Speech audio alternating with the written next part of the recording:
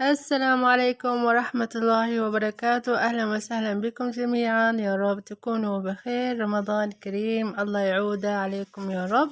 أول شي روتيني لليوم، رحت أخذ سمبوسة من مطعم السمبوسة، ومريت الخباز وأخذت ربعتين خباز، ورحت البوفيه واشتريت لنا الفطور وأخذت من الفطور.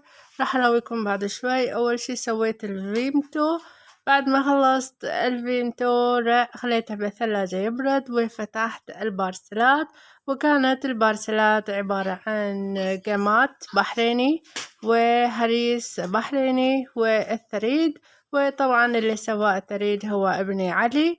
وطبعا هذه الطبخات المشهورة والمحبوبة والمرغوبة في البحرين، وأكثر الأطباق هذه موجودة عندنا في البحرين ومنتشرة في كل مكان بشكل عام وخاص، وبالطلب والأوردرات. بعد خلصنا الفطور وسويت بطبقي شغل في المطبخ، غسلت المواعين خلصتهم، وسويت لنا الحليب على آخر التيم، وبعدين يجي وقت الراحة. مع السلامة وإلى اللقاء.